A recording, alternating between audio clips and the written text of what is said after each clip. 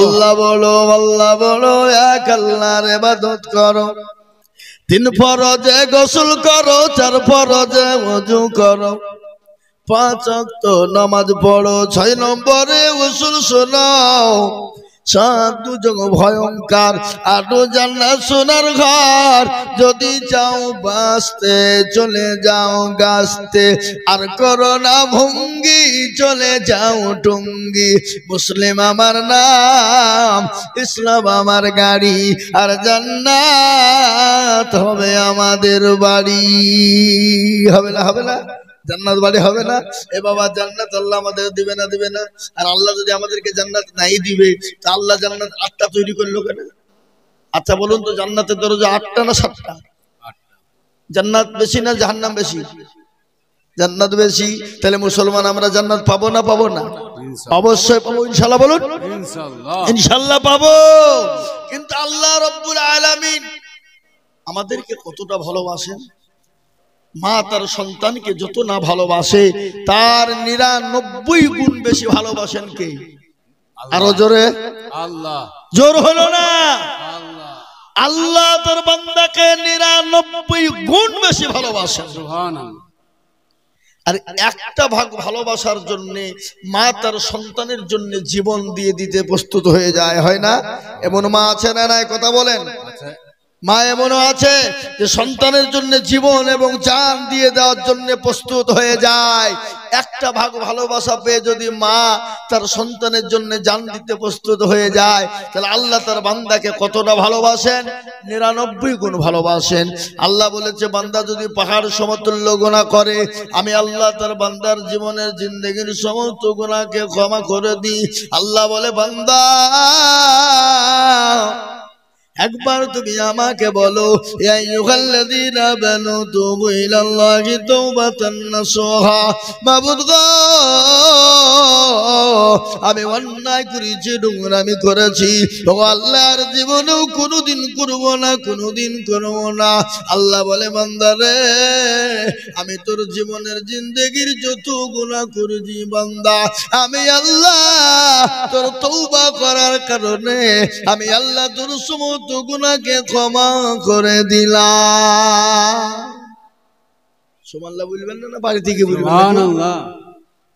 ও মুসলমান, আল্লাহ কত বড় দয়ালু, আল্লাহ রহমান রহিম। আল্লাহ তার বান্দাকে এতটাই ভালোবাসে, কিন্তু আল্লাহকে আমরা চিনি না, আল্লাহকে মানি না, আল্লাহকে ভালোবাসতে পারি না। আর এই জন্য আজকে বলুন তো, মুসলমানদের দুর্দিন না সুদিন? কথা কন। ও হাসানপুরের মানুষ, মুর্শিদাবাদ লালবাগের থানার মুসলমানেরা, কান করে শুনে নেন। আজকে মুসলমানদের কতটা দুর্দিন তা ভালো করে জেনে নেন। আজকে আমরা মনে মনে করি আমরা ভালো আছি, আমাদের দেশটা ভালো আছে, আমাদের এলাকা ভালো, কিন্তু বাইরের খবরটা নিয়ে দেখো। মসজিদে নামাজ হচ্ছে না, মসজিদে আজান দিতে দিচ্ছে না, মাদ্রাসা ভেঙে দাও, কোরআন কে পড়িয়ে দাও। ও মুসলমান, আমরা আল্লাহকে চিনি না, আল্লাহর দিনকে মানি না। আল্লাহ বলেছে, বান্দা রে, যতক্ষণ পর্যন্ত আমাকে না মানবা, পরিপূর্ণ মুমিন না হবা, পরিপূর্ণ ইসলামে না ঢুকবা। আল্লাহ কোরআনে বললেন, ইয়া আইয়ুহাল্লাযীনা আমানু দুখুলু ফিস-সিলমি কাফা ওয়া লা তাত্তাবিউ খুতুওয়াতিস শাইতান ইন্নাহু লাকুম আদুব্বুম মুবিন। আল্লাহ কোরআনে বললেন, ও বান্দা, তুমি ইসলামে ঢুকে যাও, পুরোপুরি ইসলামে ঢুকে যাও। তুমি শয়তানের ইত্তেবা করো না, যে শয়তান তোমাদেরকে পথভ্রষ্ট করে দেবে। আমাদের সব থেকে বড় দুশমন কে? আরো জোরে বলুন কে? সব থেকে বড় দুশমন শয়তান। একদিন আল্লাহকে এসে বলে, আল্লাহ আমাকে তুমি পাওয়ার দাও। বলে, কি পাওয়ার নিবি? বলে, মাবুদ গো, আমাকে তো তুমি শয়তান বানিয়ে দিলে, আমাকে কয়েকটা পাওয়ার তুমি দিবা। বলে, কি পাওয়ার নিবি? বলে, আল্লাহ এমন পাওয়ার দাও, তোমার প্রতিটি বান্দা বান্দিকে জাহান্নামে নিয়ে যেতে চায়। আল্লাহ বলে, বলে ও শয়তান রে তোকে পর আমি দিয়ে দিলাম, যা তোকে পর দিই। শয়তান তখন দায়িত্ব পেয়ে বলছে আর কোনো দরকার নাই, এই দায়িত্ব পেয়ে গেছে মানে আর আমাকে কেউ ঠকানোর ক্ষমতা নাই। আল্লাহ সাথে জামাল পরে যাবা, উঠবা না, একদম উঠবা না। কি তোমাদেরকে কেউ ফোন করে ডাকছে নাকি বাদাম খেতে? একদম উঠবা না, আমি তো এখনো তোমাদের বক্তব্য শুরু করিনি, থামো একটু বসো। আজকে মগজ তোমাদের ধুলাই করে দিই আমি, বসো। আর তোমাদের ফ্রি ফায়ার আর পাবজি খেলা বের করছে, বসো ভাইরা আমার। আমি তো এখনো বক্তব্য শুরু করিনি, কেবল মাটি লেভেল করছি। এখন রসুন লাগাইনি সুমা, এই আপনাদের দিকে রসুন লাগাই না? হ্যাঁ রসুন লাগাবো, বসো তোমরা ভাইরা আমার, বাবা জীবনেরা। তো শয়তান দায়িত্ব পেয়ে মনে মনে করছেন কি হয়ে গেল রে। আল্লাহ বলে এই শয়তান এদিকে আয়। আবার কি হইল? বলে তোকে দায়িত্ব দিলে মাত্র মনে করছিস আমি কত বড় হয়ে গেলাম, আমি আল্লাহ কত বড় দয়ালু তো দেখবনি। বলে কত বড়? ধর আমার বান্দা 100 বছর বাঁচলো, 99 বছর গুনাহ করলো, থাকলো ক বছর? 1 বছরে 11 মাস গুনাহ করলো, থাকলো ক মাস? 1 মাসে 29 দিন গুনাহ করলো, থাকলো কদিন? 1 দিনে 23 ঘন্টা গুনাহ করলো, থাকলো ক ঘন্টা? 1 ঘন্টা। 1 ঘন্টায় যদি বলো আল্লাহ জীবনে হবে না, ভুল করে ফেলেছি, তো আল্লাহ বলছে যা তোর 99 বছর 11 মাস 29 দিন 23 ঘন্টার গুনাহ আমি 1 ঘন্টার মধ্যে ক্ষমা করে দিলাম। জোরে বলুন সুবহানাল্লাহ। সে আল্লাহকে আজকে চিনি না বাবা, সে আল্লাহকে ডাকি না আমরা। আজকে মসজিদ আজান হয় হাইয়া আলাস সালাহ, আর আমরা বলি আমরা পারলুম না, ইমাম আর মুয়াজ্জিন তোরা দুজনেই চালা। এ বাবা, আজ আমাদের দেশের লোক নামাজ পড়ে, কথা কন না কেন, নামাজ পড়ে, কিন্তু আল্লাহ কোরআনে কি বলেছে? ওমা খালাকতুল জিন্না ওয়াল ইনসা ইল্লা লিয়াবুদুন। আল্লাহ বলে বান্দা আমি তোমাদেরকে বানিয়েছি আমার ইবাদত করো, বন্দেগী করো, আমার দ্বীন, আমার আইন, আমার কানুন, আমার বিধানের উপরে চলো। কিন্তু আমাদের দেশের লোক নামাজ তো পড়ে না, পড়ে গো।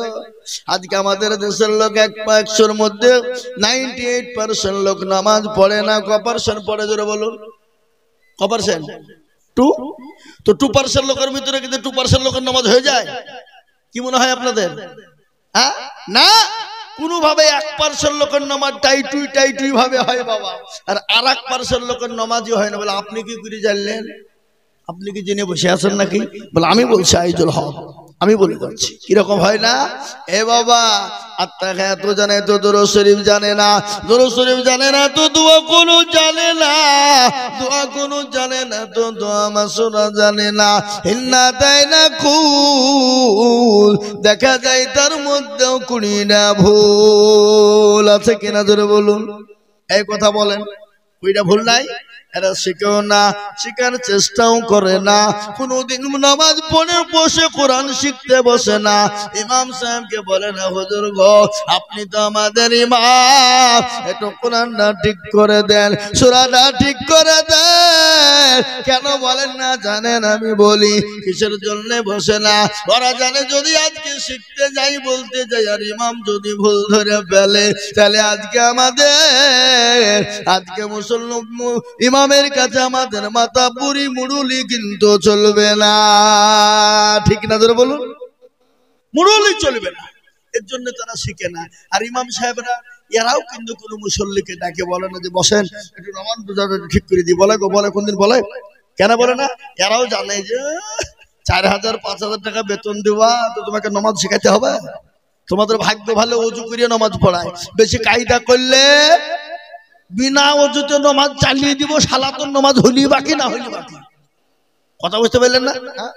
এখন এ ভাই বুঝতে পারলেন না? পারলেন না? 5000 টাকা ইমাম, 4000 টাকার ইমাম।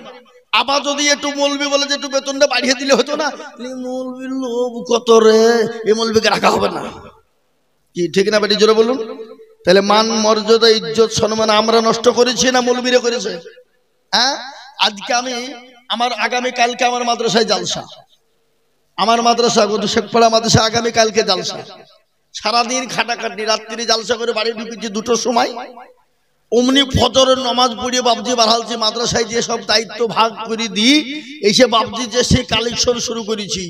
মাত্র 1 ঘন্টার জন্য বাড়ি গেছি আজকে সারা দিনের মধ্যে খাওয়া দাওয়া করে নমাজটা পড়ি আসতে দেরি আবার ওখান থেকে আবার এখানে ছুটে আসছি সারাদিন খাটনি আজ বাবা তো আমি আপনাদেরকে বলে দিচ্ছি বাবা শুনলেন একটা কথা আজকে কোরআনের মান সম্মান ইজ্জত আমরাই নষ্ট করেছি তো আজকে প্রথম পড়া বাজারে একজন আমি বলছি মাদ্রাসায় কালেকশন করছি তো আমাকে বলছে এই তো মৌলবীদের লাগি সব দুনিয়াটা শেষ হয়ে গেল বলে এই তুই মৌলবীদের লাগি দুনিয়া শেষ হয়ে গেল না হ্যাঁ এই মৌলবীরা কি করেছে না করেছে তুই জানিস হ্যাঁ আমরা জানবো না মৌলবীদের মোল্লার মসজিদ পর্যন্ত আমি তাকে বলছি তুই সাক্ষী থাক কিয়ামতের দিন যদি আল্লাহ বলে কি করেছিস তুই বল আমাকে যদি আসামির কাঠ করে দাঁড় করিয়ে দেয় তো আমি বলবো আল্লাহ আমি কি বলবো তোমার এই বান্দাকে জিজ্ঞাসা করো আমি কি করেছি জিজ্ঞাসা করো ওই বলে দিবে মোল্লার মসজিদ পর্যন্ত ওই বলবে তখন বুঝে দেখো দেখা মৌলবীদেরকে পারা যাবে না এরা কোন দিক দিয়ে কোন লাইনে ভরি কি বুঝলেন আজকে আমি আপনাদেরকে বলি মৌলবীদের জন্য আজকে এখনো ভারতবর্ষে বেঁচে আছে এটা আমি আপনাদেরকে গল্প করে বলিনি আজকে আলেম ওলামা যদি না থাকতো গোটা পৃথিবীটা কুফরি হয়ে যেত বেঈমান হয়ে যেত সব মূর্তি পূজা করত আজকে আলেম ওলামা না থাকলে আপনি আপনার মাকে চিনতে পারতেন না আপনি আপনার বাপকে চিনতে পারতেন না কাকে আপনার পরিচয় দিতেন কে পরিচয় দিত আপনাকে আজকে আলেম ওলামা বেঁচে আছে বলেই আজকে আপনি গোটা পৃথিবীর ভারতবর্ষের জমিনে এখনো বেঁচে আছেন